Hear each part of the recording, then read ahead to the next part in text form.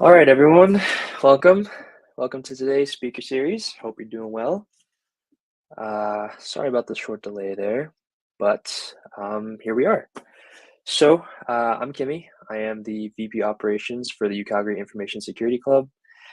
And today, our talk will be on AI and the future of security, hosted by none other than Vincent Chu.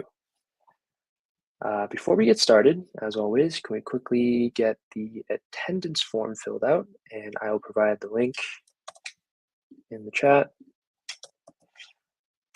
here. Let's take a second to do that, and then we can get started.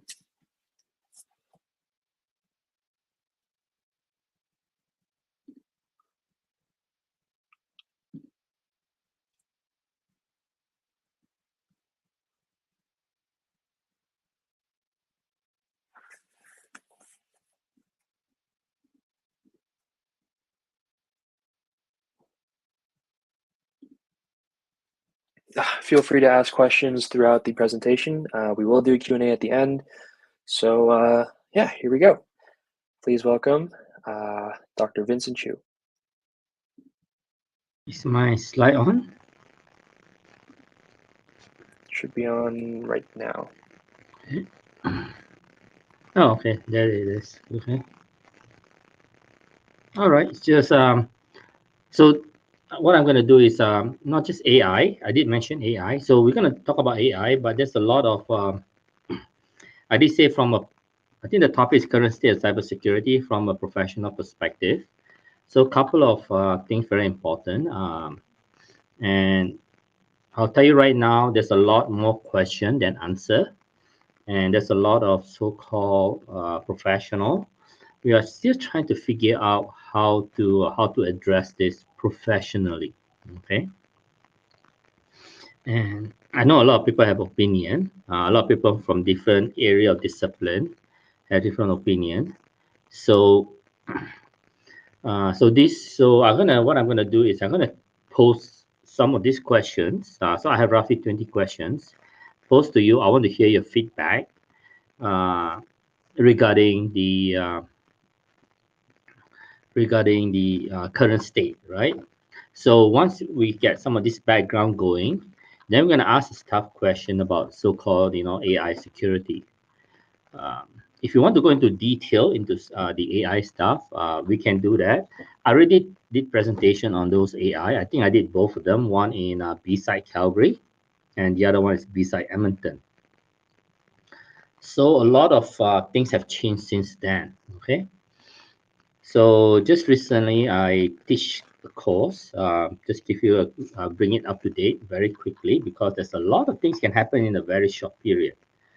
So last semester, I teach a course using a whole bunch of AI, basically GPT and DALI, and also I use no code, low code, right, to do. And obviously, students have the freedom to use AI.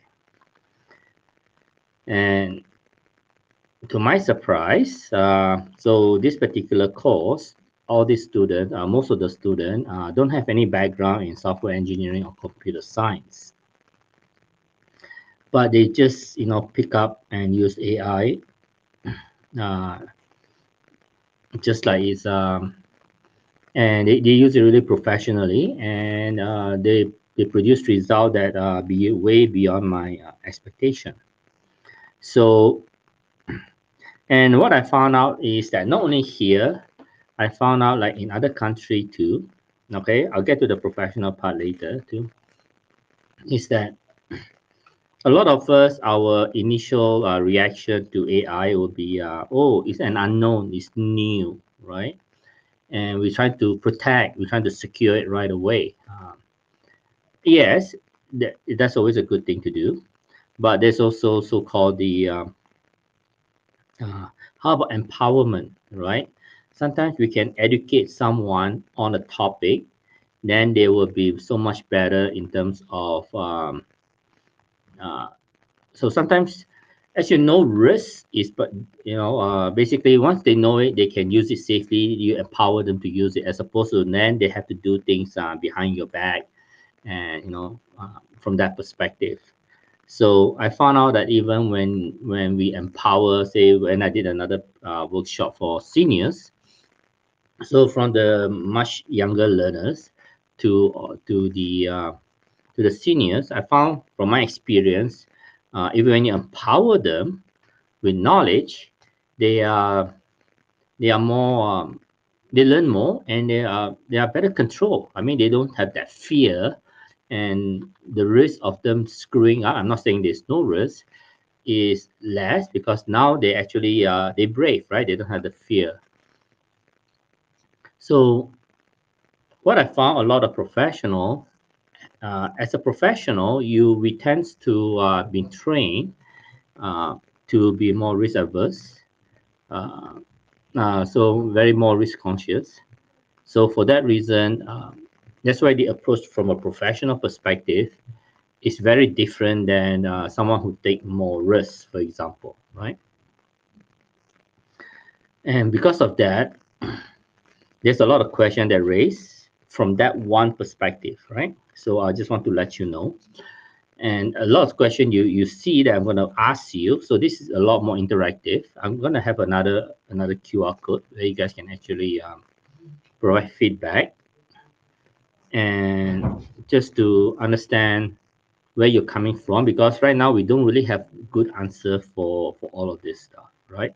And I can share with you, once you answer them, I maybe share with you what are some of the different perspectives from different professions, so you can better educate, make better decision. So this presentation is basically from that perspective. And before we even go AI, there's a lot of things we have to discuss prior to that, okay? And when I talk about professional, I'm talking about more from a legal perspective, right? Based on where we live, in this particular case, Canada. So that will be the focus. So I just wondering if you guys can, oh, we have this QR code. Let me see first. If you would, oh, do we have this, yeah, or you can just type Slido, SLIDO, or this, and punch in this code. I'm not sure the QR code will work if you have this slide numbering below it. Can you guys do that? And yeah. Oh yeah. Can you do the QR code?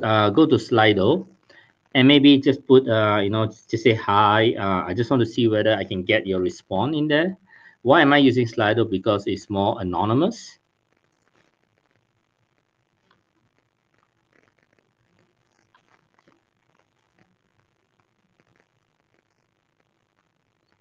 Because I want this to be more interactive.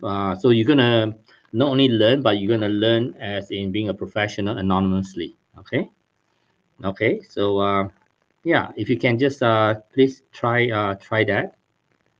So far, I only got one response. Is there anyone else on the, or everyone just gonna watch this pre-recorded?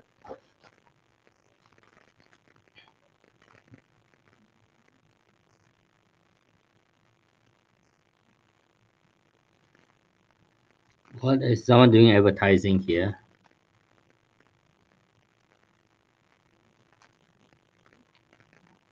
So anyone else on the chat? Oh, actually, there's a need. Are you able to put doing Q&A in the? Okay, I see one. Oh, sorry, yeah, 1, 2, 3, 4, 5, 6. Okay, they're all anonymous. So I see 6 feedback in the chat in Slido. Okay. 6, 7. Okay. So I'm going to continue on. I'm going to ask a lot of questions. So I want you to provide feedback honestly, because I don't know who you are. So then I'm going to provide, you guys will respond, and I will provide some feedback in terms of what is going on out there. So I don't think there's a right or wrong answer right now, because there's a lot of answer. Basically, every question that we answer, we erase more questions. Okay. All right, so we're gonna go. I don't have a lot of slides, so it's more of a conversation type of presentation. So you know the current state, which is we have a lot of questions to ask, right? We don't really have an answer. So you guys are right at the edge of it. If you want to join in a lot of this conversation, make a difference, I'll be more than happy. You can email me, and I'll be more than happy to put you in contact with different groups, and so you can actually participate. And you never know, your name will get in it, and you get to know people, and you can say that in the future actually a contributor to the way this current state of situation in the future, right? Okay, this presentation is for discussion purposes only. I'm not going to take any position. I'm just going to tell you what's out there, and I'll provide feedback on the current state. If there's a decision that has been made, I'll be more than happy to share that with you too, right? Okay, that's just a quick disclaimer. And just like any good academia, we want to acknowledge the land that we learn and gain wisdom that we reside on. So we thank to Treaty 7 and also Calgary to the Métis Nation, 5 and 6. So fundamentally, land acknowledgement is basically saying that keep in mind, though, a lot of like Métis and the indigenous people, they have been here. They have kept the land safe, beautiful, and secure for the longest time.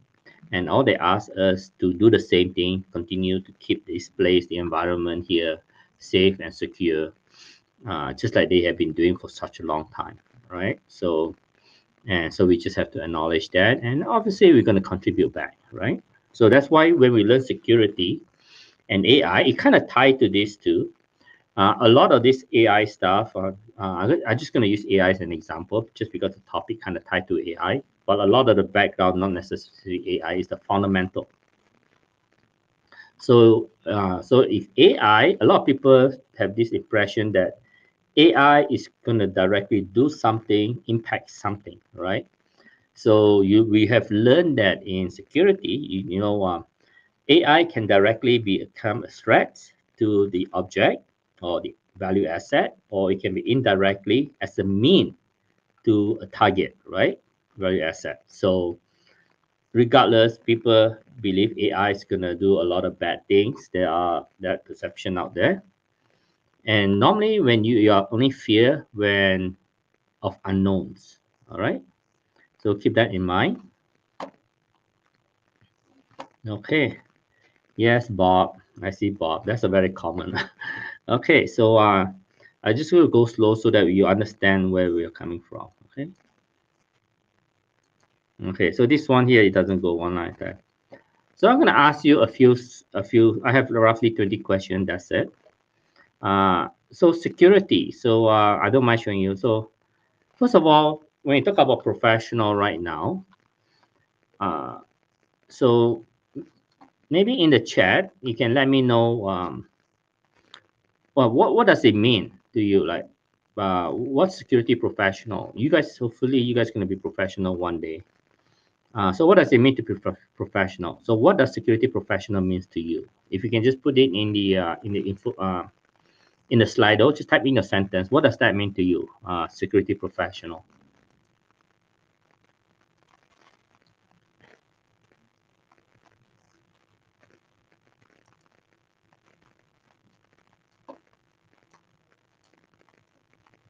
That's one of the questions that a lot of people are asking right now. Professional, a lot of professional bodies are doing it. So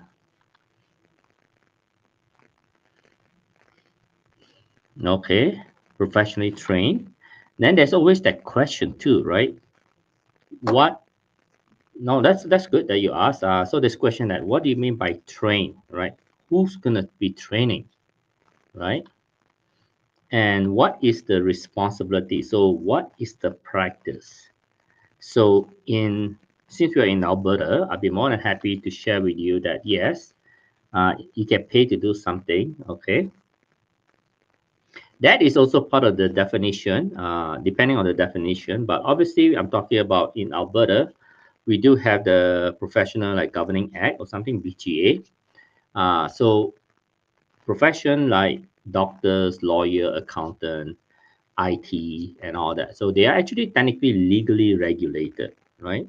So security is not. I've been, as you know, the last time I've been trying to champion this.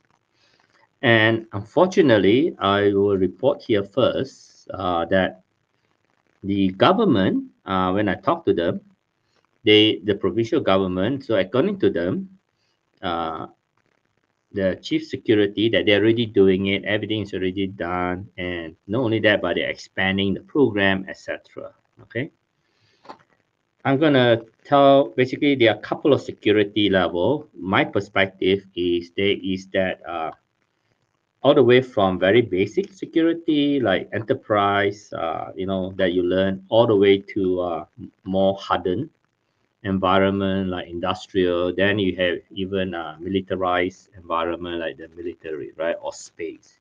So that's how I group it. But the government told me they done everything. They seems to ready, and uh, that's why every time I ask them, have you done this, that, they say, yeah, everything they are doing it. So, and that's the current state right now. Okay, and they're trying to help without how do I put it? Uh, and they're doing it, but somehow there's a bit of, I believe there's a bit of misalignment with even the federal level, and because of that, there's a little bit of disconnect. Okay, and the overall so-called picture between what is done, what's good for Canada, what's good for the world, and what's good for Canada, and what's good for the province, in our case Alberta, and individual or the city, right? So this, that disconnect, I believe, is still there, because I've been in doing this for at least just over 20 years, and I don't think this personally, I don't think the situation is getting better, but it is moving in the right direction. Okay. And I do say that it get back. Okay, so someone who joins the focus security, be it be blue or any other team. Okay. So when someone talk about blue, I assume you talk about blue team, red team, purple team, whatever. So this is more from the perspective of, let's say you have attacker, protector, and so on kind of team. All right. So someone is referring security. So I'm not going to go into too technical detail here because we talk about the fundamental. So when you talk about training, so if you're respectful to say doctor, doctor is a profession, so security need to be a profession. So first of all, we need to know who's going to be doing this, who's going to be protecting Canada, right? So I say, can Canada be safer or more secure, faster? We are heading the right direction. I'm just wondering about the velocity, the speed that we are getting there. It means people work in the field of cybersecurity. Okay, I look at it now. And how can someone ensure privacy without interference from attacks? Okay, so this is talk about some of the challenges. Assuming you guys can see the list of questions, right? Can you guys let me know? You can see the question from other people, right? So I don't have to repeat the questions. Can someone just say yes, that they can see the other questions that someone posted anonymously? Yes, okay, good. So then you guys can know what I'm talking about. Okay, so on the fundamental, the profession are asking. Okay, so I'm going to focus more on the science side. So people like from STEM, okay, we talk about scientists, technologists, engineering. I'm not sure about mathematician, but they are well, fundamental or security is also math also play a big role in it. Okay, so from this perspective, uh, so we agree that we need some sort of profession. So when I say just the big picture is that you need to be able to you have to recognize from, say, legally, right? Because when you talk about security, you're going to be doing things that potentially dangerous and potentially illegal too, right? So certain things that if you're surveillance, you cannot do it. If you are law enforcement, you can do it. And if you're military, you can do maybe something even different, right? You can technically attack, you can destroy asset if you are in a foreign environment, for example, right? Because I cannot just go to another country and just arbitrarily blow things up or destroy things, right? That's illegal for me to do. So that is why uh, we want to somehow, as a profession, recognize within the law. We want to be able to recognize within the law, but they have a certain way of doing it. Like a doctor, you must have a very specialized training. So right now, the issue too is from question one is we have a lot of people who claim they ought to be professional, but they may not have that background, right? or they are too specialized. If I specialize in, say, authentication, say I manage this account, but you need to see the big picture, and maybe you need to, then the question is how big of a picture? Where is the scope that you need to regulate? All right. So that is one of the fundamental right now is who can do this job. Okay. You see how all this is going to build up, right? So when you start to talk about AI, so we're going to jump to AI, who needs to know, like who's going to be qualified to do this AI, and what are the regulation and things like that that's going to do, because everyone has their opinion, right? Okay. Okay, so we may touch on it again when we come back. Two, okay, if we talk about the government, right? If you think the government should be could be the enabler, could be the governing body. So government legislation and regulation. So what is our security posture from a government perspective? How is government Canada doing, and what is Canada doing with respect to the field of security? Can you tell me, like, just put it in the Slido. What do you think Canada is doing with respect to this area of like AI and security and our profession? We're going to slowly build this up, right? So what do you think Canada is doing, or what can we do? Or is Canada doing anything right now? Or maybe you can also comment on our neighbor, US. Is US doing anything right now? Are we leveraging US or the world or one of those I5 or something? Just write your answer down. Let me see what you guys think. So these are another question that we've been asking, right?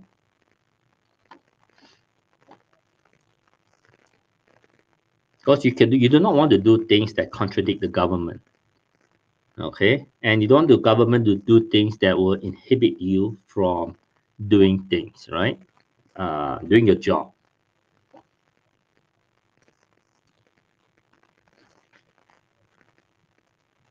So what's your answer? If you can just type your answer into the into Slido.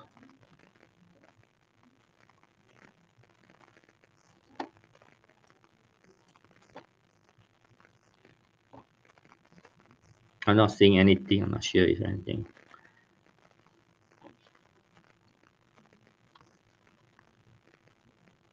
Okay. Yes. Yeah. Certain threats and risks are still there. So do you think this is something that Canada can do? Anything about the government? Now we have law. Obviously, we have like RCMP or maybe some specialized department. What else can Canada do about it? Now, as a professional, this is your job, right? When you work for any organization or entity, doesn't matter it's a private company, government, or smaller company, medium size, big size. As a professional, you have to know all of this. You have to know you operate within certain geographical boundary, law, judgment. You have to know that. So you cannot say I'm a professional, but I don't know what's happening around me. Normally, that's not a good thing to say. You also need to know what is governing, right? Yeah, Canadian Center for Cybersecurity and CSIA, such, right? What is CSIA? I'm not. Let me see first. What is CSIA? I don't know what is CSIA. Can you also giving out standards? Okay, what is CSIA? You talk about CISA or CIA? Okay, so okay, let me clarify. Okay, so I give you a bit of background. So we have a lot of area. I cannot give you the whole thing in about 2 hours, but I can tell you a little bit. So this will get you going, right? So right now you're right. So what happened was that quite a few years ago, Canada decided to take some cybersecurity expert from different area, right? From the telecommunication, from RCMP, whoever sees us, I don't know all the area. They grab a few people from different area who are expert in this area, and they put them together. And so that's how they formed the Canadian Center for Cybersecurity. So you can ask them directly for more detail. So I won't go into too much detail and speak on their behalf. So it's good. Now that is a very good step. Canada recognized that we need something like this. Okay. Now that is for regulating, protecting Canada. So they protect all aspects of cybersecurity. So anywhere from personal all the way to someone trying to attack Canada, another country trying to attack Canada. So it's always good to have a centralized area to do that from an operation perspective, right? From pure security in terms of protecting assets from the perspective of confidentiality, they may not be great, or not say not great. It's just different model. Okay, so from in terms of consolidating thing like a command and control, this is wonderful. This is great. Now then, you will need to have the government needs to have some sort of legislation. So I can put a site in. Let me see first. Where am I? Yeah. So I'm just gonna find the. Yeah, I'm just gonna put a link in the chat.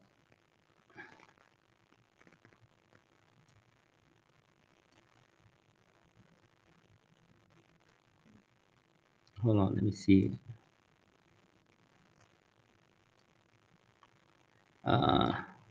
No, I cannot put my own comment. Okay. Can I write it in the? Can I write in the chat here? No, I cannot. So if you search for Bill, if you just Google Bill C-27 or Bill C-27, that will be the Canadian new act with respect to Consumer Privacy Protection Act. So it has to do with privacy, data protection, and it also has artificial intelligence and data. So this is one of the latest stuff from Canada. So Canada trying to implement law to help Canadian to protect us from that perspective. So this is one of those things that all profession, I do mean all profession, including what's the other one, privacy, their own group, lawyers and all that, they accountant, they're all into this now, right? We talk about confidentiality, talk about AI. It's everywhere. It's not just computer science. It's not just engineering. It's not just mathematics. It's everywhere. Everyone have their own perspective on this. Okay, so that's another challenge. Is someone's gonna lead, or are we gonna co-lead? That's one. Another thing is that with all this legislation, we also have some people think they're gonna be the leader in it, some certain group, and every group we do have commonality, and right now we also have more differences, right? So when we look at the legislation, the bill CU27, for example, that's just one of many. We have a lot of perspective in terms of, okay, maybe I have computer science background, my perspective is this. If I'm a lawyer, my perspective is slightly different, right? If I'm privacy expert, my perspective is slightly different. So you'll find out that there's many different perspectives on the same legislation. And obviously and legislation. Oh, CSIS, okay. Yeah, so we have that. So keep in mind the legislation is very important. Now, we look at the legislation, we also look at legislation from the United States, right? Whenever the Biden or the president in US, whenever he signed the directive, they study more ahead. So ahead doesn't mean good or bad, they just do it first, right? Sometimes Canadian, like I know the public safety advised me is that sometimes we don't want to jump the gun. We want to let US do certain things first and we observe. Because they got more resource and things like that they can do. Their philosophy and modeling is a little bit different in Canada. So we're gonna see how they do it and see what works. We take the best practice and we're gonna implement in Canada. So that's a couple of points there.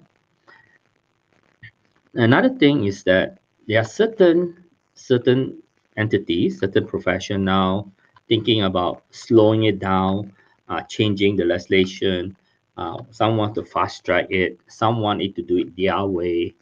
I'm not going to go into too much detail. Just let you know, even all the professionals from different profession, different domain, have different perspective. So that's another challenge right now from professional. So even your non-professional you have concern, you have question, even professional have the same thing, right? So sometimes they're all just professionally to agree to disagree kind of stuff. So to let you know, now that we have to have the law. Once something is the law, then everyone has to comply, right? If you don't agree with you don't comply with the law, then technically you can ignore it, or you cannot kind of say ignore it, like, or else you could be breaking the law. Just keep that in mind. That's why we like the law. Without going into a lot of details, so as a professional, before even if the security, you want to tell them we want certain things done, the government will normally don't do it unless there's a need to do it, right? So the government has to say there's a need for it, like a demand legislation, right? Then we can provide a supply legislation. We can say that, okay, now that you say you can promote something that we need this, and then hopefully government will recognize it. They will set a legislation for it. Then we can use another law, another act. Hopefully, somehow I won't go into too much detail. Say that we can help with that aspect of that need of the legislation, and we can, in our case, obviously we want to help to secure it, right? Then we have AI legislation and so on. So there's quite a few security related legislation that we need to help, right? So now when you have everything so-called center around legislation, then you can have more commonality. If not, you're gonna have a whole bunch of people, different group, different places say that we are the best, we know what we are doing. Even standard, you talk about standards here, right? Giving our standard. We have a lot of standard. We have a lot of IT standard, 27,000. We have industrial standard. We have specialized standard for certain in the industry, like CGRAD for utilities. We have CSA for oil and gas pipeline. We have 62443 for industrial. We got so many standards. Some are recognized under the law, arm's length, or under so-called global bodies, under United Nations, things like that. We do have that. But when it's not recognized under the law, no one's gonna do it. Okay, unless it's regulated as part of your compliance conformance that you learn in security, then there will be a, if not, you just have bug, right? You don't have a bite, right? So nothing's gonna go. So we do have a lot of security standard. Some are used like ISO 27000 IT security, but some of them are here, but there's no traction. We have a lot of security standards in the queue right now that we don't really have a traction. Nobody wants to do it. Nobody wants to pay for it. Nobody wants to look at it. A lot of companies actually look at it, but you don't see it, you don't know. They just reference it. Reference as they use it on their own. They don't even put it in the company's policy, let alone the legislation. That's why you don't see it. So there's no traction from that perspective. So we have a challenge there between security professional and the government. So that is still ongoing. Okay. The next thing we'll talk about nation state attack, right? Peace and war. So look at the current state right now. I believe some of you probably are not living under the rock. You know that we have war in different part of the world right now, and we also have in peacetime we still have attack. Even if we are not directly associated with a war, directly, even indirectly, even we are associated with a war, sometimes we also get hacked, right? Even in the war, you know that the war, we won't go pick any specific war. We just say that, we current modern day war, cyber attack is now the norm, right? And like attack using drone is now the norm, okay? So what is your opinion right now? Like we current state, now that we know war is, now every time they have a war, when they talk about multi-tier war attack, it's not talking about land, sea, and air. We're talking about space. We're talking about cyber. We're talking about social engineering kind of stuff. So we talk about all kind of aspect, including cyber. So what do you guys think the current state of, based on what you know about nation state attack, peace and war? So what's your opinion? So what is our situation right now? What can we do, or is it a good? Is it bad? Are we leading? Maybe you can put down in the chat. I want to know what's your opinion to question 3.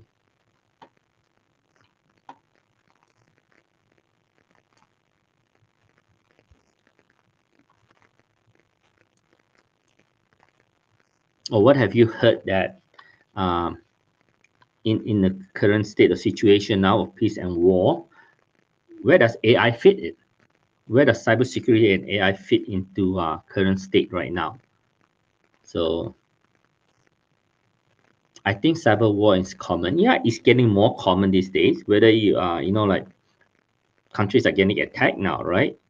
I see so many scam and all that. It's getting more prevalent, especially with AI, right? It's getting more popular. It's getting more effective, believe it or not, right? And I won't go into too much detail. You probably know that, those days we talk about things like phishing email. We say look for bad grammar, look at for domain that is not from your organization. Lately, I see a lot of phishing email that's perfect, right? I do mean even the domain is actually from your own company, right? And even the English, the grammar in the email is perfect. So the whole concept of watching for grammar, lots of mistake, looking for a domain that's not from your company, then that's a telltale sign is phishing. So these days you cannot use that anymore, right? So we need another higher level of. So that's where a lot of professionals now are talking about how are we going to overcome this. Anyone else have any? Let's see. I feel like you already heard about Canada and global cybersecurity landscape and security offensive and AI front. Okay. So on, you actually put your name in there. Thank you, Sean.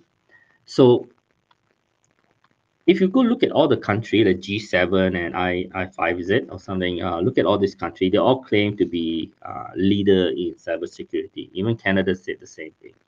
Everyone will say the same thing. Okay. So I tell you right now, say in the world of I won't go into too much detail. I just give you a few areas for you to go look at. Okay. If you go look in the dark web, some of you really enjoy going there. There's a lot of large language model. There's a lot of AI GPT. There's a lot of those AI stuff. We're not talking about OpenAI. We're not talking about Bing, right? Copilot. We have a whole set of there. A lot more of those in the dark web, deep web, dark web that is they are for really bad stuff, right? You can ask this AI to create a bomb for you. You can ask this AI to create a malware for you. So that's how powerful some of these large language model is, right? Those of you who don't wander in there, so you may not know that those things actually exist, right? So that's another set of things that you may want to go look into it. For example, you talk about war, okay? Do you know that the state of war, that those countries that's at war right now, they are doing such leading edge AI and cybersecurity stuff that even that the thing that they do, like the coding, the hardware, the design, US actually adopting it and put it into their military system. Okay, so just to let you know that yes, so unless you are in that situation, you're facing imminent danger, then you have pump up, then you start to take more risk. You have no choice then, right? It's a do or die, and you have a lot more breakthrough. So that is what happened is a lot of this stuff here. You notice other country actually start to adopting, right? So you can do all the model and simulation you want, but unless you actually face with the real situation, you may not appreciate it, right? I won't go into too much detail, but I just give you an example. On the front line, right? Some war right now, uh, they are able to have okay, let's say for the sake of just conversation, like IoT and so on. So they have a lot of sensors out in the field, but they train them on things that we don't normally train. I won't go into detail. I don't want to give out a lot of stuff. I'm gonna assume there's some so-called threat actors here listening to me. So they're able to do that, and they're able to learn, leveraging techniques, model that we learn in AI. And then not only that, but we can actually fit it right back into the real world. So cybersecurity, we think that it's just software, something virtual, right? You are more powerful when you can connect this virtual system, whether it's cybersecurity, AI, GPT, whatever. You can get it from the real world, tangible world, into this virtual, and then connect it back to the real world. I know in engineering or whatever, they always look from the perspective of physics and energy. So for some of us, we may have to look from the perspective of modeling, from computer science, and also physical hardware. If you are able to do that, then your system that you build is so much better, okay, and more advanced. Especially every time, not only modeling, you can interact with the real world is so much more powerful. And keep in mind, with powerful come with a lot of potentially safety and security risks. Okay, so there's a lot of this happening right now. I'm not going to go into detail that. So that's another area that you may want to do research. You know it's a leading field because when U.S. military also going to start adopting that, the lesson learned there and start incorporating in their command and control. So that is very powerful. So there's a lot of those things real time AI out in the front line as you're getting shot at and getting this bomb blasting all over the place. Uh, a lot of AI right there on the front line. So I'm not sure how many of you are actually doing those kind of work, but that is really, really exciting. So, uh, a few decades ago, AI would infiltrate signals and then cyber breakdown would occur. And then okay. AI would infiltrate sensitive information seamlessly and then a cyber breakdown would occur. Yeah, I think about 15 years ago, almost 20 years ago, just like an FBI director too. I remember I told them the first thing when I see this, when I venture into the world of security, I already assume my information is out there. So I remember, like, I don't remember now, like how long ago, maybe a decades ago, when the FBI director information, sometimes it's not your fault, okay? Get leaked out there, get compromised, and that's it. Even the director of FBI, I believe, maybe 10 years ago, around there, give or take a few years, I cannot remember the actual date, say that even his information got leaked. So a lot of time, my information are leaked not because I leak it, but because you know there's a service provider. Like I go Home Depot, I go to McDonald's or whatever. It just asks an email address. Yes, doesn't matter whether I give a fake email address or whatever. That's not the point. The point is that sometimes when you contribute information and that that entity got hacked, get compromised, and your information is gone. Even Revenue Canada, everyone had to file income tax, right? And they get compromised too. So what can you do about it? All right. So that is one of those scenarios that you have to be careful too. So, well, there's nothing you can do technically. Not a lot, right? So if you go to experience, so now I know that you guys talk about things. So this is from the perspective like, okay, we're trying to figure out who we are, what we are, right? From security, then we say, okay, we know there's a government there. We live in a world there's a governance that we have to follow. And we know that we are not only internal, we can secure ourselves, but we cannot help it when there's external threats attacking us. So how are we going to prepare ourselves? So let me ask you. So what do you think? I know most of you are probably getting a degree right now because this U of C. Assume that you guys are getting degree or certificate depending on which program you're in. So give me your opinion. Like, what do you think? Like, how are we going to know that you are ready? Or maybe you get a degree, then you should by default say you're professional, or maybe you get a degree and you get a few years and you call yourself professional and that's good enough. Or what qualifies to be a professional. We know that there's a lot of CISO, Chief Information Security Officer out there, has many different background, right?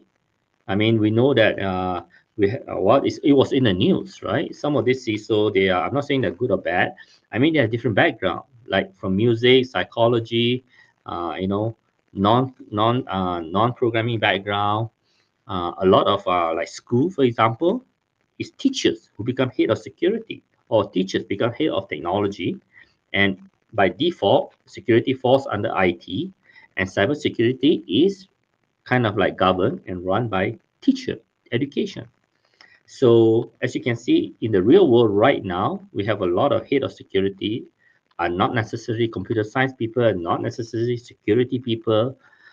So your opinion, what is it? What do we need? Like, does it matter? that what's your background. So maybe you can give me, put in the chat, what's your opinion in terms of the knowledge, the experience, the destination, the qualification that you need to say that, okay, now I'm a professional, or I can be the lead in security. Or maybe the thought is that you don't really need any background to be head of security, just like to be a prime minister or whatever. Maybe you don't even need to have political background, right? You can have any background and still become the leader of a country. So what's your perspective with respect to security?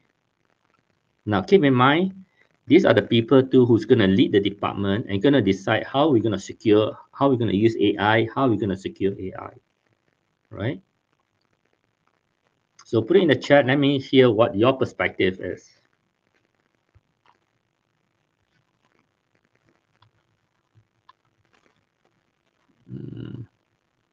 So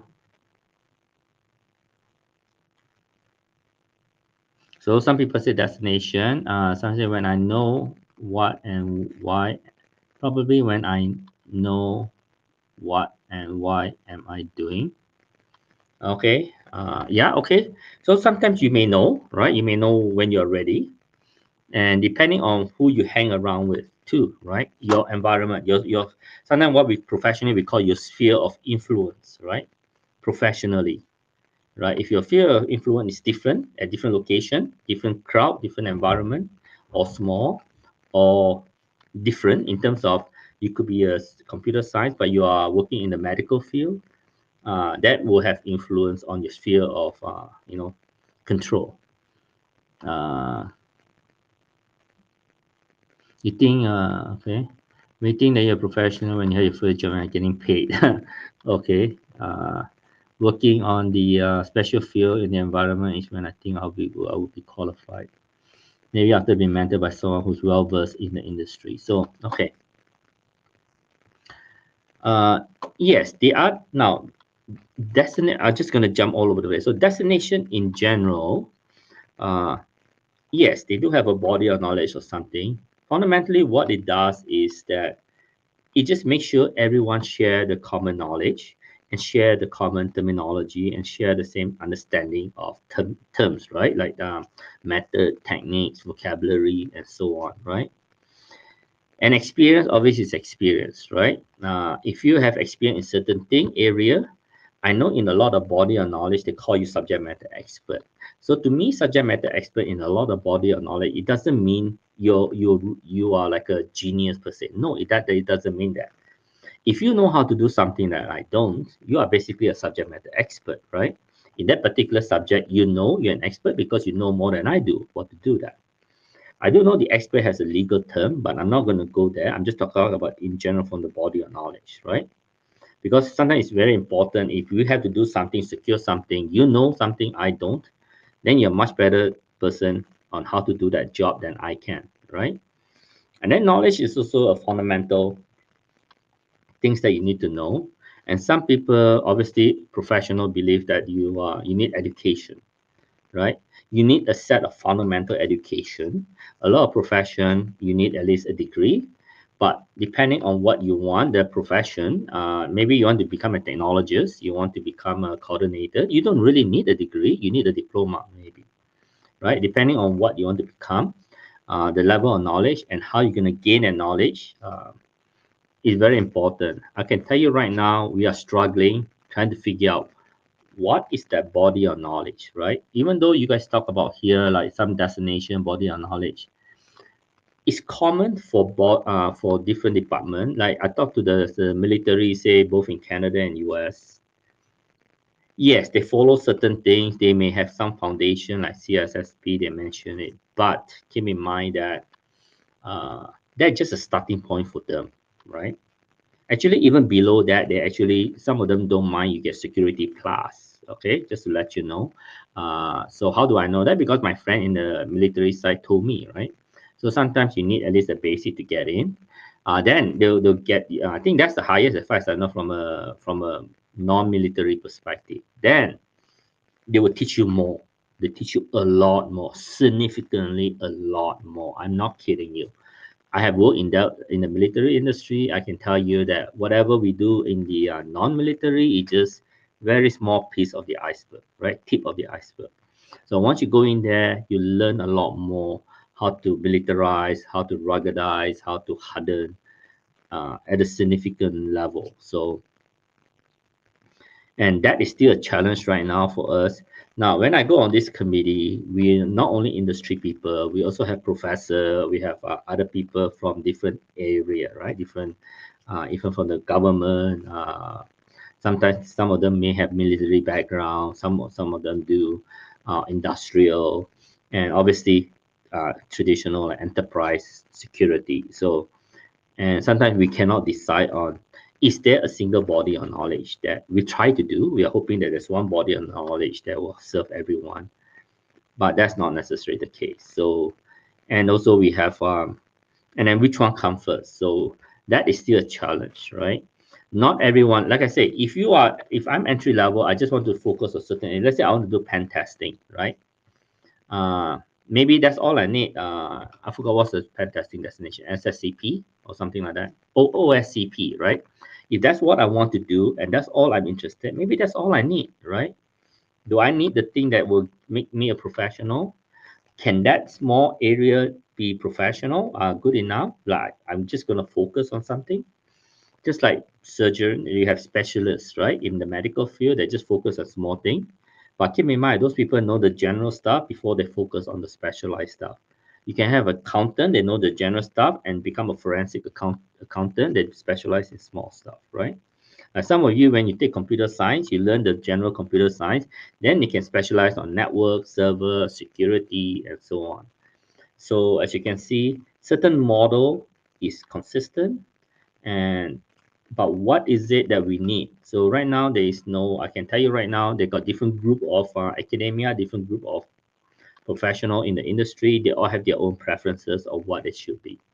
Even in the school, different professors, different places, they have different idea on what it should be. There's no consistency right now.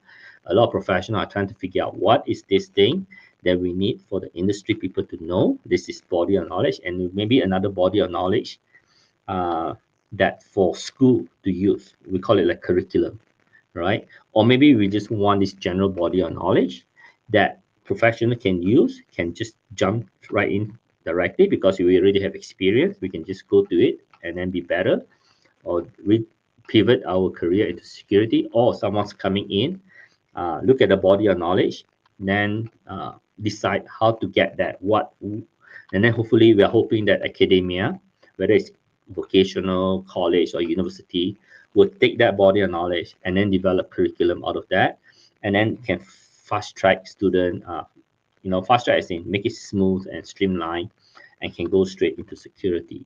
So right now, all these areas are still up in the air. Everyone have their own preference. Everyone will say their way is the way. So as far as I know, there is no one single. They do have, and you notice that a lot of experts, so-called expert, some of them are truly expert, will point to more the government. Like as you know, like in the US, a lot of prefer people like things like NIST, right? Why it's so popular? Because one, it's used by the government. I think the more important thing, I think because it's free. Anyone can access it, and government put a lot of effort into it, and that's why. Okay, so that is still out. The jury is still out on that. What is it, and that is still ongoing. So the body of knowledge acquired. So where are you gonna get it? And then we also have the question: who's gonna teach it, right? So there's always the chicken and the egg. In order for you to learn this, someone need to teach it. Can you find someone with that level of knowledge or that amount of knowledge, that scope and coverage of knowledge? So sometimes that is also very difficult. Sometimes you can say that, oh yeah, to be this, you need to know all of this, but there's nobody who knows all of this, and not everyone will know all the. Even we say we know all of this, we need to know all of this, but the people who say all of this, because this knowledge is aggregation of the knowledge of all the people who are talking about it. So we may not know what we need that's missing. So there's a lot of conversation on the the knowledge experience. Uh, but I do know, like for example, in Ontario, they do have a body of knowledge that has been running for 10 years. School are using it, and it is regulated in legislated. Well, indirectly, it is regulated. It is under the law. It's running in Ontario. It has not picked up the momentum because there's another part of the law that says that, in order for you to use it effectively, you have to reach certain critical mass. Like, for example, if you come up with your own destination, your own degree, and there's very few people get it, you cannot demand that from other people, right, legally, because that's just not right, the right thing to do. So, and hold on. So then we talk about things like industrial. Hold on for a second. Come on. Okay, so now we're going to talk about industrial and academia, right? So that's the other thing we're going to talk about, the body of knowledge, industrial and academia. So how do we bridge them, right? Do we need to bridge them? Are they a natural fit to go into from industry and academia? Are they linked together, right? So yeah, maybe. And can you maybe just in the chat, maybe you can tell me. I assume most of you are student, and maybe some of you could be professor or in this industry. Can you put in the chat in a Slido and let me know what your perspective is between industry and academia? I certainly need mentors. Yeah, it's hard to find the right mentors too.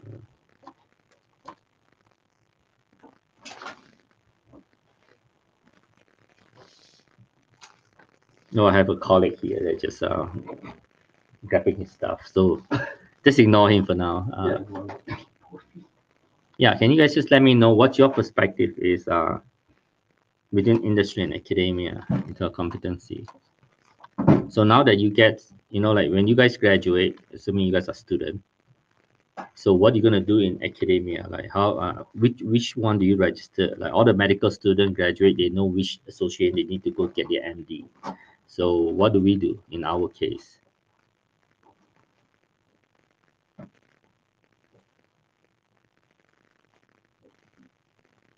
Okay, right. So yeah, you're correct. So academia has always tried to prepare all of us for the industry. Is it competitive? Yes, it is. Right. And so then I'm trying to understand what step to become fully certified employee in information security. Yeah. So that's the question too, right? I can tell you I've been working in academia for almost 30 years. I'm also in the industry for just over 30 years.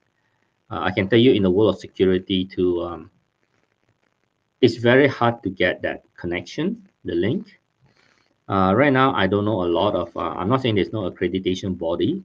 It's just that trying to get that linkage to be more efficient or more importantly effective is not working very well right now, because sometimes we talk to academia. I remember sometimes I'm on the accreditation body, we will talk about this is what you need to set up. This is what we need, right? We need in the industry. Can you teach people this? Can you get them to be trained in this way? And sometimes academia will say that we're training them this way. This is the kind of thing that you need in the industry. I'm not saying there's don't talk. I'm not saying there's no advisory committee. Uh, but there's many different levels. Having someone talking, having the body of knowledge, having accreditation, having the right experience, having the right, like topics, subject, technical stuff. You need all this to be aligned. Without all this alignment, it's not very effective right now. So sometimes we have 2 or 3 level only. We're trying to get it to go both ways. Academia trying to get industry, hey, can you do this? Can you align with this? Or industry will tell academia, can you align with that? I can tell you right now, I found it it's still very challenging. Okay. Sometimes on the committee, we have professor, we have industry people, we have expert who working full time, just security, people with all those security background, military background, and so on. It's still very challenging. Okay, I'm just trying to see some of this feedback here. It is very competitive. So that is why I remember when I go out contract security professional, I cannot put any specific destination or education, because every school look at the curriculum is slightly different, right? They teach things slightly different. So if you look at, when I look at things like encryption, right? Different school will teach differently. Some focus more a bit on maybe technical, some maybe more on the history, maybe some focus on a few standard that they think is more commonly used, or this is their area of research, maybe these are areas of expertise. And industry, similar to, they have their own challenges. They will do, oh, I'm in the food industry, I'm in the transportation, and this type of encryption works more in my area. And sometimes you just adopt from another area. It's very common for that to do too, and so that is very challenging all the time. The industry and academia, we're still working on that. So sometimes we go to committee. Doesn't matter whether you're on a professional level or professional committee, or whether you're on academia, whether you're in accreditation, whether you're on certification. I've been to a lot of this committee, and right now we are still talking. We are still discussing. So unfortunately, there's no really good answer for that. We come up with a lot of solution, at least proposed solution, but none of them seems to be working right now. And everyone has their perspective. I know the government so far has spent for education research security. I think the last time I checked, it was 130 million. There was a couple of rounds, and the different industry sectors, even the government. I know in the U.S. come up with quite a few millions, and but they focus in the government in the US. They focus more on very specific critical sectors, and they have specific risks in certain area. They actually put in money to make sure those area that knowledge for that's very specific risk. So they already did a risk analysis, okay, and that's where they put money in. They make sure it's fixed ASAP. Not say it's fixed, but make sure there's focus on that for people to know for continuity. A bit of academia, a bit of training, but because those areas are very technical in terms of for technician, and the money ended up in technician vocational area, okay, because that's where it is, right? Just looking here in the chat. I don't understand the pro and con to working in cybersecurity. It's just to me, it's just a preference. To my perspective is different people. Like if I like mathematics, I just do the math. If I like to do nothing, maybe I do nothing. So there's pro and con. That's up to you, individual, right? Some people don't like security, so don't do security, right? So this presentation, this talk here, mainly for people who already are interested in security, right? If you're not interested, you are not sure, you can listen, and then if you think it's helpful, you can decide whether you want to do it. Now, just like anything else, generally, if you have more than one domain of expertise, then that's great. If you know your technology, obviously technology and security, cybersecurity specifically, closely tied together, then you're much better because you have a lot of knowledge transferable skill set. That doesn't mean you can also tie to other type of security like physical security. That still help. So a lot of professionals, physical security expert, people like from Asus or High Tech, not High Tech, that's more forensic. So physical security, they actually have the cyber security designation. They have I think CPP, and they also have the CISSP. So they have both. They have designation for both physical security and cyber security. I normally they go that way. So I don't see a lot of people in cybersecurity go and get the physical security designation. Okay, just because I say I don't see many doesn't mean they don't exist, but they do. So that's one of those things that you need to decide. Pro and con depending on what you want to do. But I tell all my students this, right? When you're in school, uh, it for learning purposes, we make a lot of things vulnerable. So you go to the industry, don't be surprised.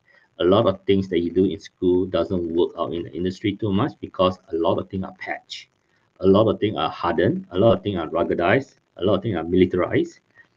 You will not be able to hack easily. Okay, just to let you know. So just be aware of that. Manage your expectation well. Okay. So sometimes it can be something generic, like not necessarily security related. Like it's just like security is just another field that you practice in. I have people who I told them that uh, depending on the environment, sometimes I give a generic comment. I say that if you get into a wrong environment, like a toxic environment, you're gonna get stressed. Doesn't matter whether you practice computer science, programmer, or security, you're gonna get stressed, right? And I do have quite a few of my friends or students who ended up in those environments, they finally admit, Vincent, what you said, that is really true. And some of them actually have to take time off, right? Some of them have to leave the job completely because it's just too stressful. Maybe because they work for the wrong boss, they work in the wrong environment, the wrong industry. That can happen. Sometimes it's not security that impact. So just be careful of that. So degree is a good start, but it seems like certificate or what. At the end of the day, this is what I believe. If we talk about the normal journey, okay, you need some sort of education, okay. To gain everything through experience, you're gonna take forever. Human civilization has been around for too long. You need education to fast track your knowledge. Then at some point, you need some experience. So experience give you some real world contact. Okay, I'm not saying academia doesn't give you now these days you have internship, you have co-op, you have practicum, and you can have do like job shadowing, mentoring. Different colleges have different education institutions have that. So leverage that. And these days, I do know the government because I teach at many different places in academia. I teach vocational level, college, university, and the government seems to say that one thing that's really nice, I'm really happy about that, is that you must, when you go to school, now they want you to have real world experience, practical experience before you graduate. So what I found out now is that put a different type of pressure that now every student, I remember every time I teach the first day in the class, they say, how can I find a job? Because they know that they cannot get their degree, they cannot get some of them cannot get their diploma, certificate without doing a practicum, without doing a internship or something at the end. Sometimes you can simulate it using a project, or you can do practicum in your school. So there are ways to do that. Okay, so so that create a challenge. Now all of a sudden everybody needs to find job ASAP. Even when you're in school, used to be once you graduate, every year you need to find job. Now used to be just fourth year, right? People in their last year, when you graduate, you need to find job. Now almost uh, third year, fourth year, almost everybody needs to find job in every semester, right?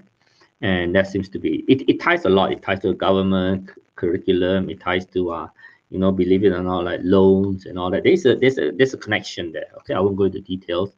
So that create a lot more pressure. And not only that, but right now this year, I'm not sure, you guys may or may not know, a lot of foreign students, government allowed them to work too, right?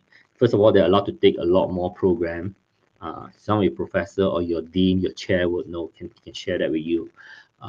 They can work, and they can work more. And then some of them taking all this program, they can also need to find job. So all of a sudden, the market is really flooded with all these needs for employment, some form of work that they can use to satisfy the education requirement before they go to the industry. So that's also another challenge to. So this will obviously not only professional, that when you graduate, you want to find a job, but a whole bunch of people also want to find jobs. So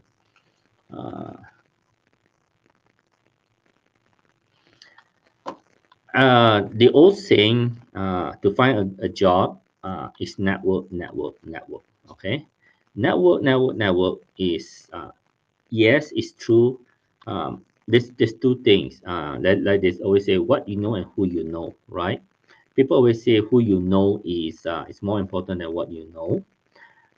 My perspective is who you know definitely give you an advantage. Who you know will probably can get you in there. You still need to have what you know, because if you don't know what you know, that means, or you don't know the stuff, who you know is not going to help you, it's not going to be sustainable. Okay, so you should have both. First, go start with what you know, and then follow with what you do know, right? uh, it doesn't matter, like the whole concept of one thing. I like the definition. My background is in security, project engineering, IT. So I studied those body of knowledge. I had to pass those exams, and I can tell you right now is that I like the generic definition. uh, you must have a specialized knowledge. Okay, however you get that, you must have a specialized knowledge. It's like a formal training to get a specialized knowledge. Remember, that definition doesn't mean you must need a degree. It can be a certificate, it can be a diploma, depending on what you want to do, right? Your future. Then once you have that, get the experience. That's kind of validate what you know into the real world. And at some point, you may or may not need designation. Designation only if you want to go out for bidding, you want to go out and compete for someone for a job. That just help them to understand you know certain thing that's common with other people. If I want to hire someone, uh, you know, everyone will have different experience, right? I have to check your background. I have to understand your experience because over the years, I think about 10 years, almost 10 years, I volunteer to help new immigrant. I help qualify people for professional IT, security, engineering. I've done a lot of this kind of work, and I can tell you to qualify to check their experience is difficult. To check their education is difficult, especially when they are not from Canada, right? They can be all over the world. You have to translate their degree, their transcript. You have to verify that. Sometimes you don't know what they learn. If they say, I learned this thing, but is it the same thing as in Canada? Just because the word is the same after translation, but do they mean the same thing, right? If I say I learned encryption, what kind of encryption do you learn back home? I don't know, right? So you need more detail. So that's very difficult. Now, destination, if you get one of those global destination, it's easy because it's the same. Once you have that, I know exactly what you learn. I know the kind of experience you need. That means you already been pre-qualified, right? So it make it a lot easier. But the problem is that if that destination is not recognized in that industry, in that sector that you practice, it's not going to help you. But certain industry, they do have certain destination that you need. So if you know where what you're gonna go learn into practice, go learn those, get those destination that will benefit you. Okay, just telling you the reality when I done this kind of work for almost a decade, right? Uh, oh, someone asked, did I personally get connection? Okay, I'll talk to that after. Let me see one more question here. I think to have a greater focus, prepare student for industry at least. CPSC a lot mandatory content we get towards fairness. I think it's benefit to have greater focus. Uh, okay, I can tell you my secret. This is my secret. I learned it from a long time ago from school. Okay, from U of C. When I first went to school here. Uh, at that time, there's a concept called multidisciplinary research, right? When you do a research, you if you do a research right now in your specific area, one domain, let's say your computer science, you go do a research in computer science, your chances of getting a breakthrough is small, is difficult, is challenging. But when you do cross discipline, let's say you want to do a security in biology, you want to do security in human psychology, you want to do cross discipline psychology. I want to do AI security from a legal perspective. When you start to go cross discipline, it's a lot. Uh, it's a lot easier from the it can be harder if you go too deep too fast, but it's a lot easier because when you start to do at a superficial level, because it's multidiscipline, you have to know a bit of everything. That can be difficult in its own, but the chances of having an expert to know all these three area more than one area is less. Okay, so that is when I first noticed the value of having multidiscipline, having multiple background. Okay, so so if I were to go reflect back to my career, so the first time I do security, for example, I work in a small company and I do everything. I do hardware, I pull cable, I set up server, physically set it up, screw it up, and things like that. I do hardware, software, admin, I play with supercomputer, and I do the security for it. So you do a bit of everything. First of all, that will give you that experience that most people don't have. They just do software security, just do hardware, just do encryption, just do confidentiality, identity. So when you do a bit of everything, so I did all of those plus doing network, not only just configure network, but you actually pull the cable. Then you know where you need to put the cable under, what is the risk you put the cable onto the ceiling? What if you put into a conduit in a cement block? So you know exactly. So not just say this is a wire, a line on the diagram, right? You actually know what it looks like physically. A lot of the time when I, for example, I actually take a couple of steps down, a job in security, and I always do multidiscipline in my practice. So, for example, when the military industry hired me, they told me, Vincent, we hire you for a couple of reasons. One, you are one of the few people who know hardware, software. You know how to do telecommunication and networking globally, right? Because the military, when you do network, it's not just network in the building, right? They want to have vehicle, tanks, satellite, things like that, be able to communicate. So that's what they told me, right? You have that background to doing telemetry, telecommunication. So as you can see, having multidiscipline is really, really useful.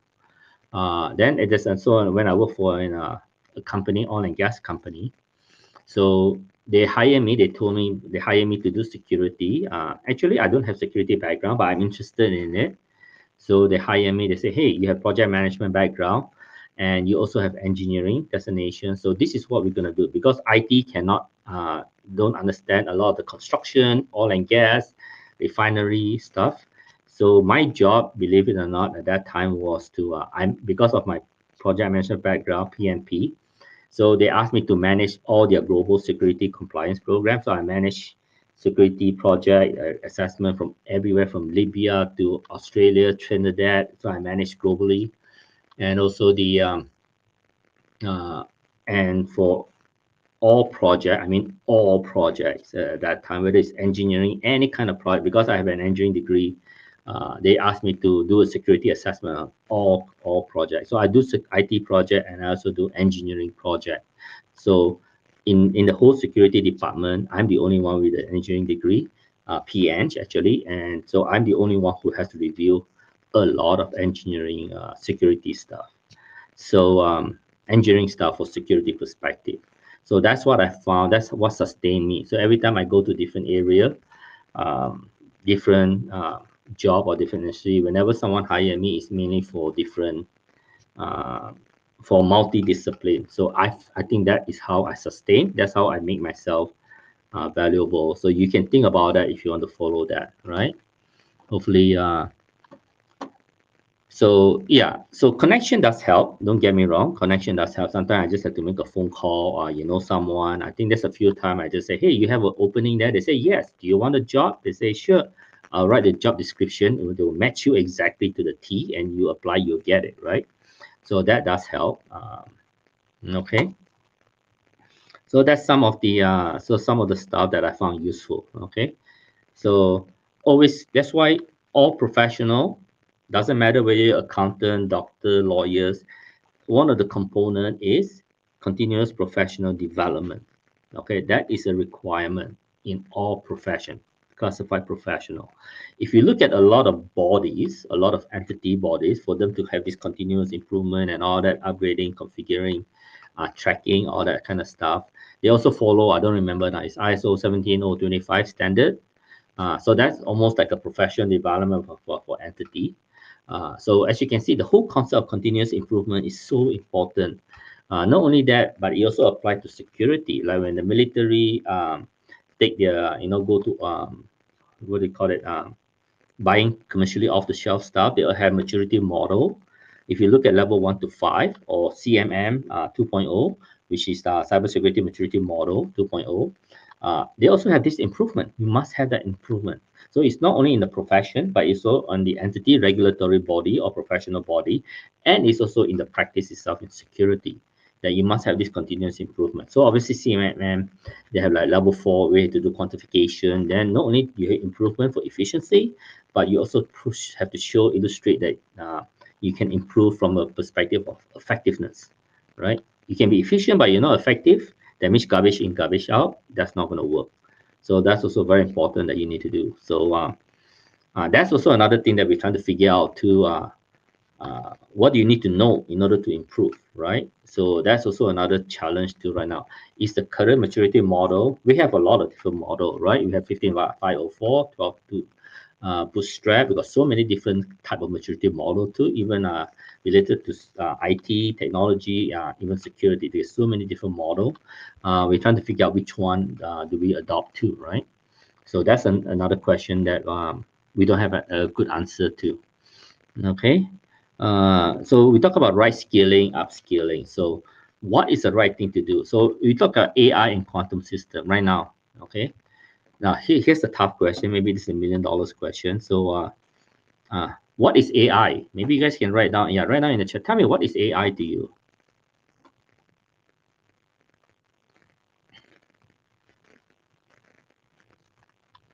Okay, I will answer that question that I just see. Well, what is AI to you guys?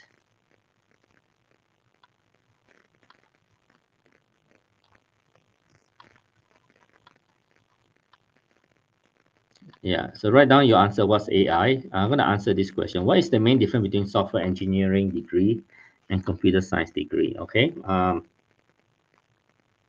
I'll tell you from my perspective. Okay.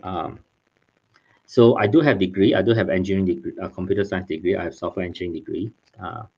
Obviously, my degree are from UOC, so I can tell you my perspective. Okay. Now, engineering. So this is only my opinion, and there are some definition too. Whether you agree or not, that's a different story. So engineering is more of an applied science. Okay, engineering is applied science. Uh, Computer science is the science. Okay, I remember a long time ago when I deal with a lot of. At that time, I was just a young professional. I deal with a lot of people who are experienced in this field, and they told me that old days they used to call processing, then they call it computing, and different depending on where you are in Canada and which part of the world, don't use the word computer, they use computing. So there's a lot of history behind it. So fundamentally, computer science, you learn the computing, the science of computing, right? That's why you see a lot of calculus, you see a lot more mathematics, a lot more boundary checking and all that. When you go to the software engineering, although it believes in software, but it's applied. So it's somehow there's a component that touches the real world, right? I'm not saying computer science doesn't touch the real world, but in the software engineering side, is more the applied side, okay? Uh, Applied side. So from that perspective, now over the years, I found one statement. It's very, very true. Okay. I like it. I like this statement. You can think about it. I forgot where did I read this? I think I read this in an ACM magazine. I used to have the reference. I forgot about it. Where is it? So sometimes certain things that cannot be done theoretically in computer science, but can be done practically in engineering. Okay, think about it. Certain things cannot be done theoretically in science, but can be done practically in engineering. Why? Because engineering is applied science. The thing that enables you to do certain things is the constraint in the real world.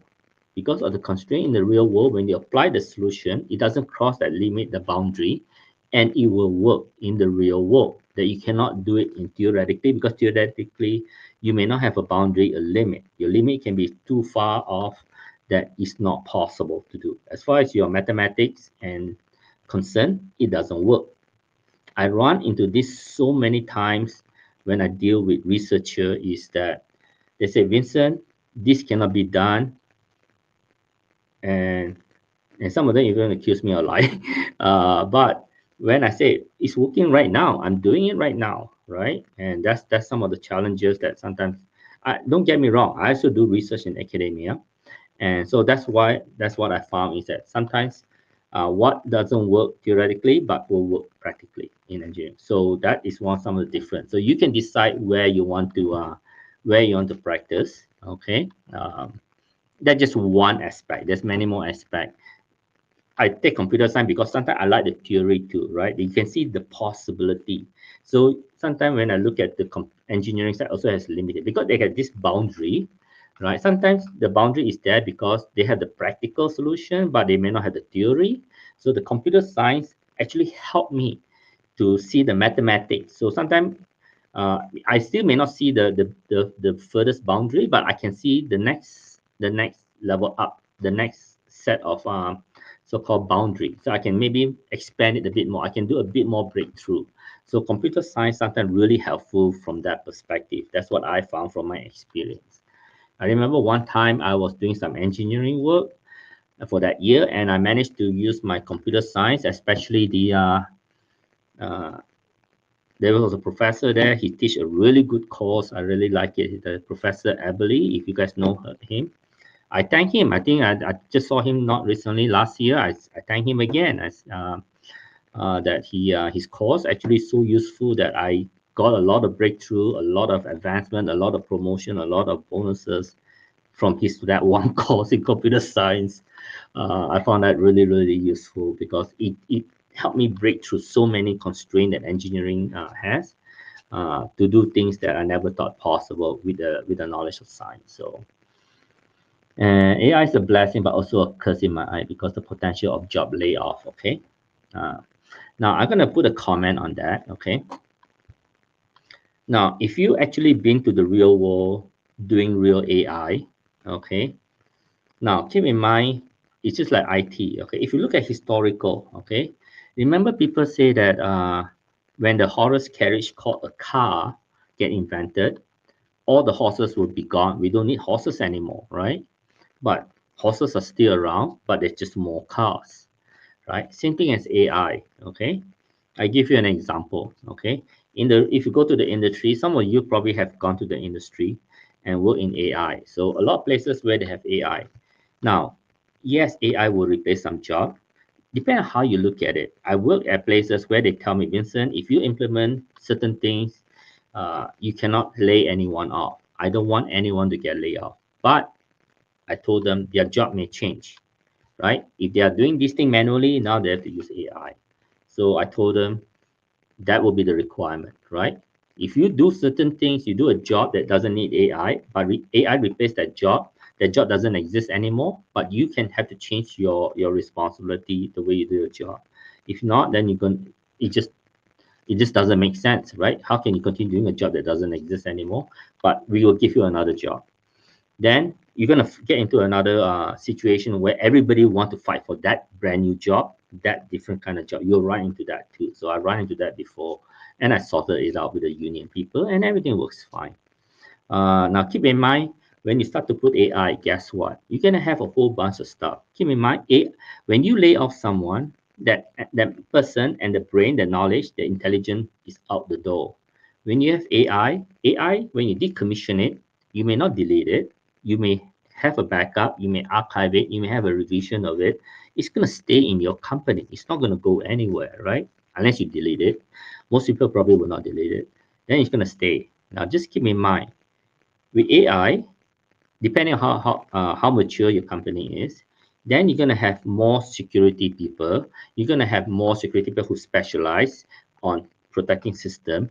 Then you can have a lot of security people who actually understand the math, actually can understand the algorithm, complex algorithm and machine learning, right? So you need to know that people who know algorithm and machine learning, not pushing button, but actually how the algorithm works, how to improve the algorithm, gonna make more money. Then you need people who knows how to do that. You need people who knows how to monitor the model. Model only lasts so long because if it's a finite knowledge, if you interact with the real world, you have continuous learning, and sometimes the world will outrun the model. Then you have to understand that. Then you also need to have help desk. Help desk will need to understand that. You need to write the script. Then you need people who understand how to help desk. You have to elevate their knowledge to be able to handle help desk AI kind of questions. Then you need to have operation to monitor all your agent, whether it's some form of software.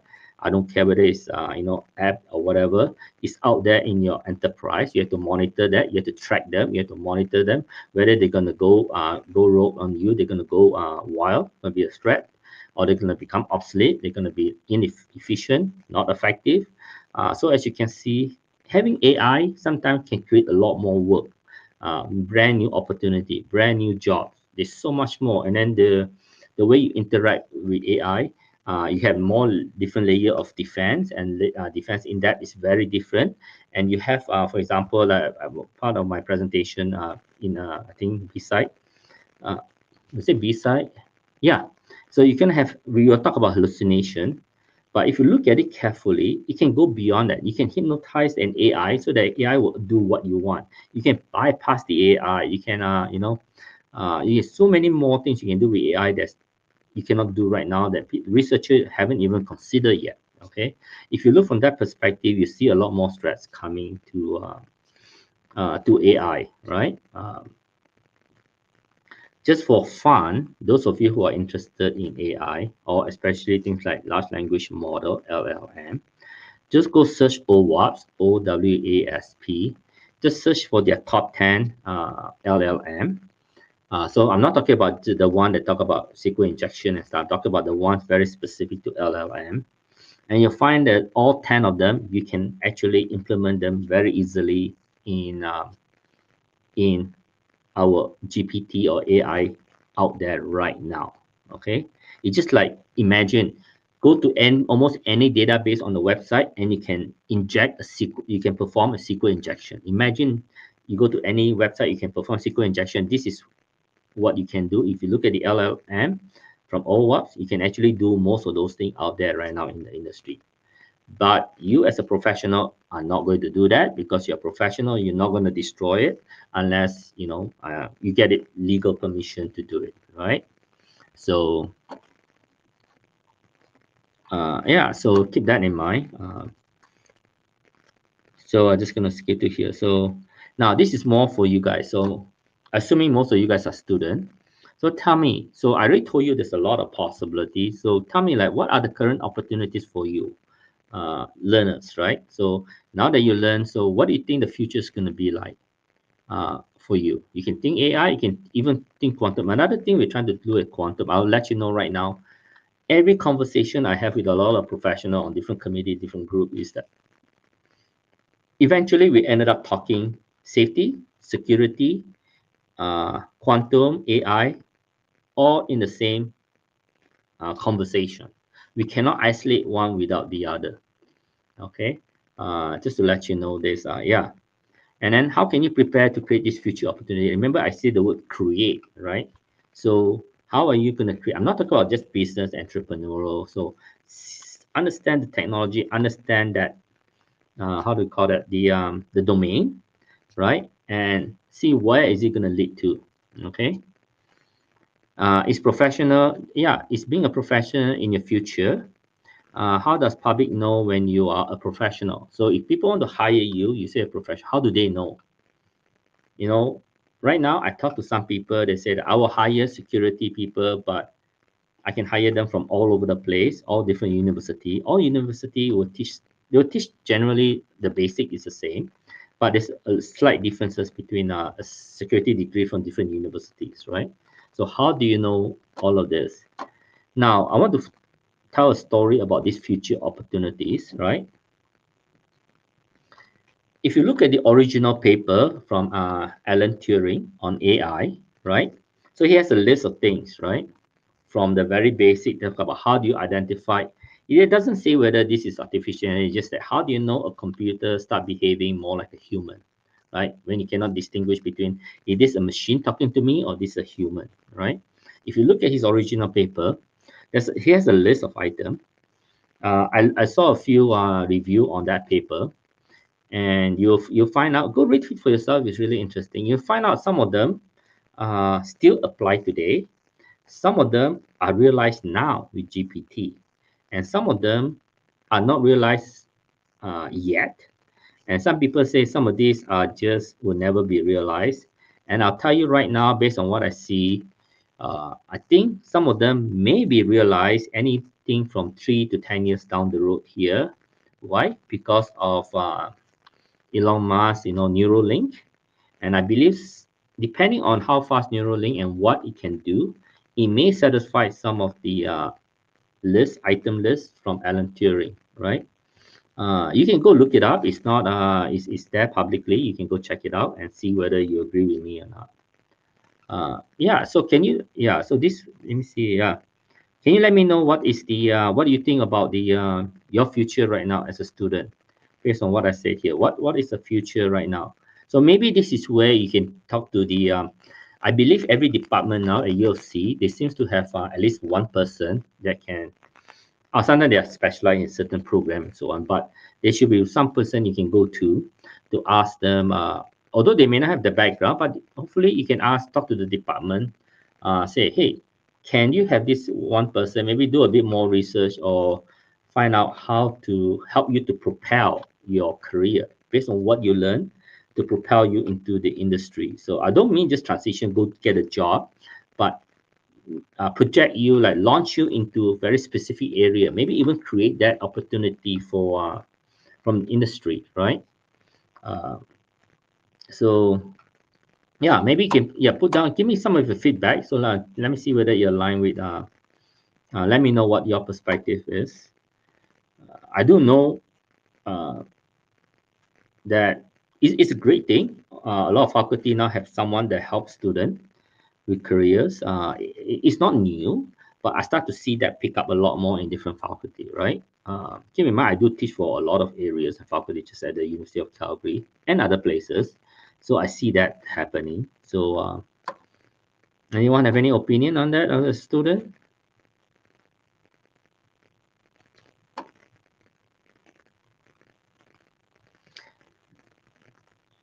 Another thing I would like to let you know is that when I'm on a lot of this association, this group association, sometimes we do have students like yourself join, right?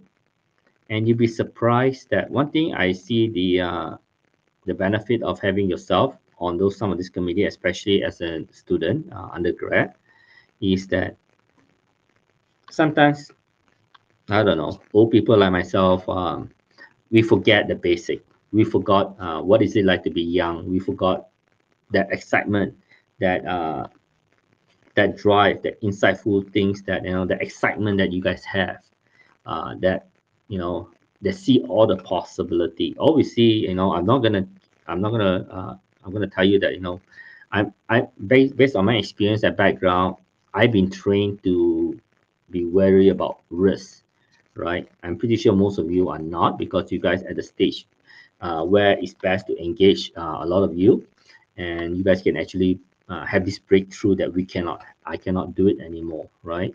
Or it's not as effective. But what we do contribute is stability of certain concepts, certain theory that we see has been around for the last 20, 30 years, and whether it changed or doesn't change. So some of this stuff, if it's become too solidified, I'm not saying you cannot break through it, but we can explain that to you, and then you can maybe see a weakness there and break through it, make a breakthrough, and make society better, right? So don't just think that you cannot do anything. You'll be surprised how much you can contribute, because I've seen a lot of young people like yourself contribute a lot. So at the end, let me ask you, so do you see, is there a light at the end of the tunnel? As you can see that even professionals are challenged. All the questions I pose you right here, uh, sometimes we discuss for days and weeks and months, we still cannot find an answer, right? Is there, do you guys see any light? Maybe you can comment, let me know what do you see the future for Canada. Now, I like 18 is that, is the light coming towards you? Is it a threat? Okay. I'll give you an example. For example, we talk about Canada, top of security and all that, but you see our top soldier, right? They say that if we have a hostile threat, say from the north, right? If they come and attack Canada from the north, they have 5 times the size that they, in terms of power, military power. It's just gonna walk right through Canada. There's nothing we can do. Okay. And I may have mentioned this before when I was on the Canadian committee, expert committee. We sent someone to another country. We may have 50 people. They have like 5,000 people just in the world of cybersecurity. Okay, the government just to monitor cybersecurity. They have like 5,000 people. We have like 50. Do you think we are ready for the war? Can we, if there's a nation state attack, what can we do? Is our 50 people equivalent power-wise to someone who have 5,000? Is our 50 people are just as smart or even smarter than someone who has 5,000 people? So you can decide that, right? To see if that's true. So that's our current state of situation. What can we do? That's also another answer. We are trying to figure it out. Okay, federal has the answer. Federal government, provincial government, different group, professional association have their opinion. So I don't have a good answer for that right now. I have my opinion, but I don't have a good answer. So So I probably have the last question here. Let me see first. Yeah. So the last thing is that one case example. This is one of the things we're still talking about it. AI security. So finally, now that you know what you know, or what you know what you don't know, so if you go out there and someone hire you and part of your job is to do AI security. So tell me, what does AI security means to you? Can you just put it in the chat? Let me know what does AI security means to you. So what does it mean? If you do it, what are you actually doing, right? Are you securing AI, or AI helping with security, or securing AI, or what is it? What is AI? And when you talk about AI security, what is this security thing that related to AI?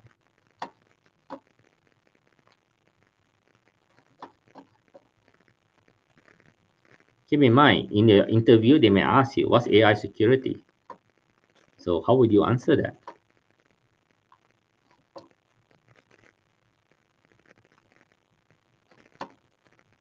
Anyone?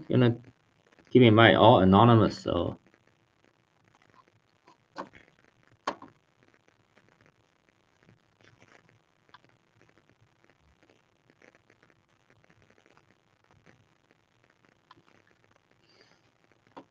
no answer for that? I'm not going to give you an answer for this one here, but I can tell you the question that has been raised. Okay. Uh, so when you talk to companies, they will have their perspective of AI and security. Okay. They even have their solution. And I do mean solution. Okay. I'm not going to comment on solution is good or bad, but they will have a solution. So you will have to align with their solution. And you will have to uh, so you have to define AI. So there will be a point where you may have to recommend uh, AI to executive, or some sort of proposal or reason, business case, or a reason why you do certain things to executive.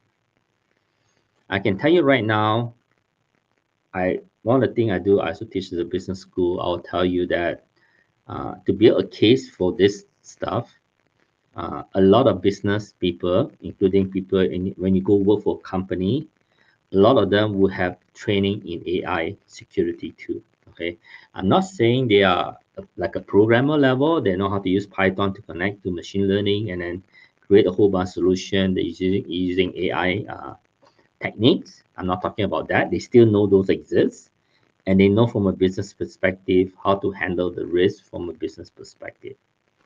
So you should know technical stuff. That's where your background will add that value. And you should also learn how to talk about this from a business perspective. Okay. So because the business people are the ones that are gonna hold the money that you're gonna need to do your job. Okay. So think about it. You will somehow you still need to know. You need to know. Just being quiet like this, you're not gonna get anything. Okay. My recommendation: say something, and you can say it in a safe way, or you can say in a way that just pick a neutral way to say something. Okay, right now this is still I'm in the air. We're not too sure how we're gonna explain that, and different people have different definition. So another thing here, I see at least CPSC has a lot of mandatory content field gear more towards preparing us for further academia. Keep in mind, uh, a lot of school, it depends too, right? I noticed there's a lot more people like myself too. We are from the industry. Uh, well, a lot is a relative term, right? Uh, we'll come here. So a lot of different places that I teach, they like to integrate between having academia and having industry people. Sometimes in meetings and so on, because we can bring the industry stuff to academia and the other way around, so that it bring a bit of practicality and a bit of and then industry get a bit of breakthrough from academia. So there's a reason why academia do things the way they do, because That's how they achieve breakthrough, right? If they just think everything to do with money, everything has to be practical, then they don't have breakthrough. They don't think outside the box. Okay, academia is very effective based on the way what academia is supposed to do, and industry uh, are very good at what they do, and they are that combination, integration of sharing or collaboration of knowledge and so on. Is there competition? You can have friendly competition. Uh, and I found as long as they are talking, that's a great breakthrough, right? Uh, that I think that's the best middle ground that you have, that you can have a breakthrough. And I also noticed that a few places too, they start to hire people from industry who comes in, and they can bring that years of experience, right, to teach. They may not have the rigor of research. Uh, and keep in mind though, a lot of the customer from academia, a lot of their customer ended up going to the industry. So that's why the government noticed that. The government say that now that a lot of the learners must have industry experience, or the so-called practical experience before they ended up in the industry. So we already know that, and that is happening right now. So, and obviously, academia is very proud of what they do. They want to make sure, just like security, you want business continuity, you want sustainability. So research is going to do the same thing. They want to make sure all their students, there will be some of you guys may want to become researcher, right? To carry on their research, to carry on their breakthrough, to stand on the shoulder of your professor, like standing on the shoulder of a giant, so you can see further, right? Yes, obviously, if you only stay in one domain in academia, and so whether they still have good intent. Now, keep in mind, a lot of research is also done, data coming from the industry. So depending on where you look into it, depending on research, uh, so they still, so you can decide if you want to more focus on the industry, then maybe take courses, talk to the professor. I mean, to say, hey, how many components of this course? What are you teaching? What's the practical? What example? You can ask them whether this will help you with your career, right? Sometimes you do need to you still need to know the science. That's where the professional comes in. You see, all this start to ties in, right? Professional, the definition, or I like the definition where you must have a specialized knowledge. So that specialized knowledge can be the academic knowledge that you need to become a professional. Without that, you can never become a professional. Like, how do you know when your large language model is going to be out of scope? How do you know it's going to be a risk to your business? How do you know it's not going to be effective? So you need to know some really technical, have certain technical knowledge. That's where the professor come in. Actually, when you go to the industry having that knowledge, you probably can get a much bigger buck for your money than you think. So work with your professor, talk to them, and to see which area they focus on. I would just follow. Keep in mind though, academic professor, a lot of advisor, they've been trained. They know how to do this. They work with the government. There's focus group at the government level that has some people from industry, academia. They spend a lot of time talking, collaborating, coming up with curriculum, accreditation, so that when you graduate, you will be able to be more successful in the industry. You may not realize it now, but you will realize it later. So I'm gonna wrap it up. Is that if you are new, you haven't been to the industry yet, the best advice I can give you: learn as much as you can, so that you make it a lot easier when you go to the industry. So a lot of question here. I pose a question. You want to know the current state of security? This is the current state. A lot of professionals don't know the answer right now because these are moving so fast. And like I say, when I was teaching AI in the last semester, uh, in 4 months, just 2 months, between beginning of September and the end of October, Bing, I was teaching using OpenAI and using Bing. So at that time it was just Bing, and then Bing Chat, then Copilot, and Bing GPT. So there's to me in that 2 months when I'm teaching it, there was three major changes that I have to change my curriculum, I have to change my assessment, I have to change my content. So I've never done that before in my, I don't know, almost 20 years of teaching. that was the first time I have to actually change stuff because the real world changes so fast. Not only that, but drastically that I have to change the curriculum. So yeah, so that's it. And thank you for some of the question that you have and for sharing some of your thing. Uh, Someone said testing AI so that it will not reveal private information. So that people have been doing that for quite a few years already, at least 6 years that I'm aware of. Could be longer, 10 years. So it's not new. Just because you have not done it doesn't mean there's no solution. Just FYI, right? Just like some people say, oh, AI is going to get rid of the job. But no one ever mentioned AI is going to create a whole bunch of brand new job that doesn't exist yet, right? If you go to some of these companies that use a lot of AI, you'll find out that there's a whole bunch of roles that you never even heard of. Okay, and yeah, thank you very much, you guys. You can see that I'm technically also on campus, so you can see vq at ucalgary.ca. You can email me to say that, hey, I met you on InfoSec Club. If you want to have coffee, and I'll be more than happy to have a coffee and chat with you about whatever going on right now in the industry. Hopefully, you find this useful. If you want to participate in any of this group, just let me know. Thank you very much. And Kimi, you can take it away. Awesome. Well, thank you so much, Vincent, for that wonderful presentation. And thank you to those who stuck around until the very end. Well, this concludes our speaker series for today. Hope you have a great rest of your day, and goodbye.